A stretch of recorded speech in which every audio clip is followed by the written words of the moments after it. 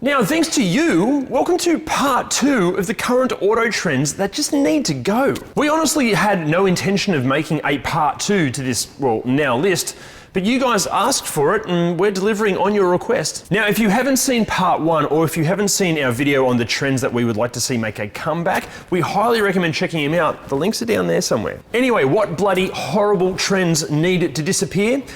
Let's start with pops and crackles. Don't get us wrong, a nice little exhaust fart on an upshift or a sneaky little rumble on a downshift all add to the visceral experience of driving a performance car, and we love that.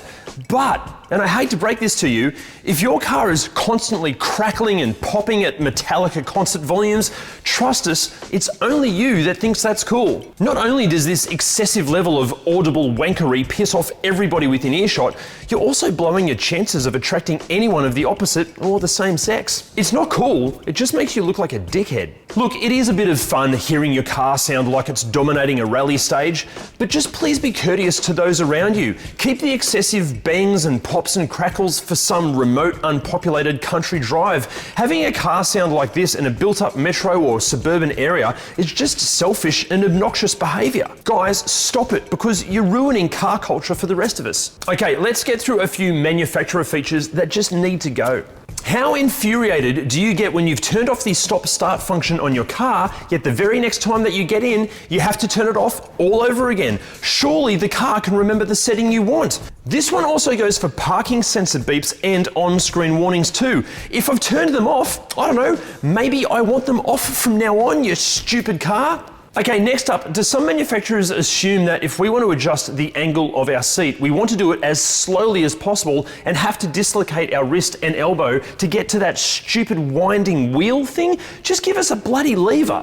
Actually, speaking of infuriatingly slow objects, how is it that electric cars like the Tesla Model S and the Kia EV6 are warp speed fast, yet the speed at which electric seat adjustments and powered tailgates move is only slightly faster than the shifting of the Earth's tectonic plates? We're not saying that we want a tailgate that can open and close so fast it could also be used as a guillotine, or seats that adjust at the same velocity as a surprise chiropractic adjustment, but standing there in the pouring rain, holding your groceries, waiting an eternity for the tailgate to open is just stupid. Manufacturers, make this stuff faster or just get rid of it altogether. Okay, next up, if we're talking family-friendly SUVs or cars that just put driving enjoyment pretty much at the bottom of the priority list, we can forgive electric parking or electric handbrakes.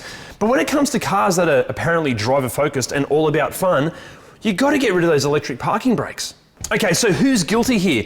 Well, it's pretty much everyone, from Volkswagen's full range, including the apparently fun cars like the Golf R and the GTI, the Audi S3 and every RS model, through to every BMW M car, every AMG Mercedes, even the new Civic Type R and the Subaru WRX. Pretty much every new car has lost the lever. The only performance cars keeping any handbrake shenanigans alive are Toyota with the GR Corolla and the Yaris, Suzuki's Swift Sport, the Abarth 695, Ford Mustang, and the Subaru BRZ/Toyota GR86, and that's pretty much it. Look, we get that it saves money in manufacturing and it cleans up the interior design, but one of the true guilty pleasures of driving is a sneaky little handbrake slide, obviously in a safe and appropriate environment. Next up, it's vehicles that look like SUVs, but are far from it. If ever there was an automotive product that lacks any credibility and exists purely for the purpose of keeping the marketing department and the sales teams happy, it's the fake crossover SUV. As much as many of you will hate this,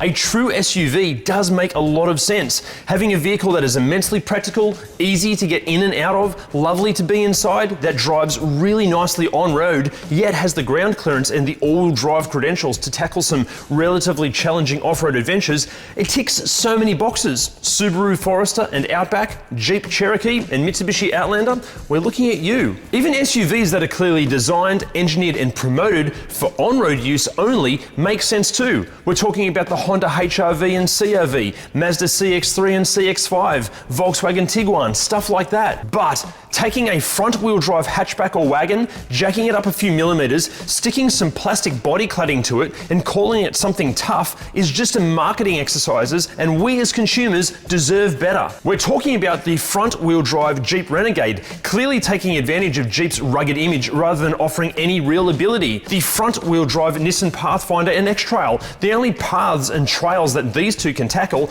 will have to be paved and relatively flat. And then we have a car that we love, but making an SUV version of it is clearly a cash grab. It's the Kia Picanto X-Line, which is basically exactly the same as a normal Picanto, just a minuscule 15 millimeters taller, which is about this much. And it has plastic cladding stuck to it. Why? What's the point? And then we have the horrible trend of these manufacturers creating like exclusive specialist sub-brands and then diluting that image because they go and stick that brand to bloody everything. Remember when the letters AMG used to represent the very pinnacle of performance for Mercedes-Benz? Well, now it's something that the German brand will stick on pretty much anything wearing an optional side skirt or a larger wheel package. A Hyundai N or Audi S model used to signify the hot and honed performance examples of their brand's offerings, always accompanied by an exclusive body treatment. Not anymore, thanks to bloody N-Line and S-Line cars. Thanks to these things, you can have all of the looks with none of the ability, all the aesthetics with no substance. They should be called the Kardashian line of cars. In Toyota, they very nearly got it right with the GR-enhanced Yaris, Corolla, and 86, all purpose-built weapons. But yep, you guessed it, now Toyota are slapping GR badges on everything the moment the thing's wearing a bloody body kit of some sort. The whole point of an aspirational brand is that it's exclusive, both in what it offers and the experience provided. But the minute these companies remove that exclusivity and dilute the entire experience, like what's the point? It just becomes yet another car in the lineup. Now, before we get to our top pick, look, the only way that we can keep making these videos is with your support. And the easiest way of supporting us is just with 2 little clicks. Hit that subscribe button and hit that like button if you haven't already. Honestly, just doing that, it helps us out so much. You have no idea how much we'd appreciate it. Legend. Okay, finally, and this is the big one. This is the one that needs to go above all else. It's the arrogant attitudes and the asshole driving styles that seem to come with certain makes, model, and genres of cars. Here's a question for you. Do you own a 4-wheel drive dual cab ute, especially a Ford Ranger Raptor or a Toyota Hilux? Why do you consistently drive like a complete dickhead? Audi drivers, what's with the tailgating? BMW drivers, here's a crazy idea. Maybe use an indicator now and again, mainly if you're ever turning. Tesla owners, look, yes, your EV is very impressive, but that doesn't make you a better person. Quit it with the arrogance. It's just another car. Look, this is all obviously generalizing enormously, and we are just having a laugh. Not every dual cab ute, premium Euro brand, and Elon Musk disciple drive like an asshole. But unfortunately, these stereotypes, they do exist for a reason. And look, we get it, to an extent. If you've worked bloody hard, saved all your money, or instead had the courage to put yourself in thousands and thousands of dollars worth of debt to buy your dream car, yeah, you should be proud of yourself. But tailgating, cutting people off, blocking people out, taking up more than one car space when you're parking, revving your car to the red line in populated areas, and generally just driving around with some self-entitled, arrogant attitude, it does run the risk of making you a self-entitled, arrogant human. And nobody wants that. And funnily enough, it does seem like these attitudes perpetuate more commonly amongst cars from premium brand names or extroverted performance cars and SUVs.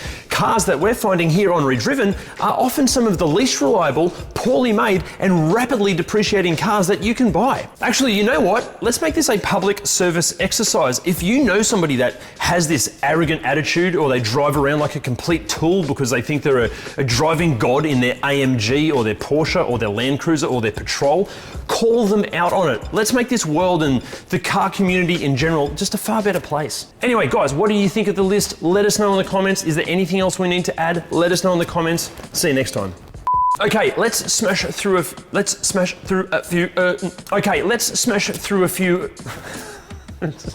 Sounds like there's a noise gate between every word I'm saying. That drives really nicely on road, yet has the ground clearance and all-wheel drive credentials to tackle some relative. You're jacking it up a few millimeters. The whole point of an aspirational brand is that it's. Fuck it, I can't do a second take. Is that it?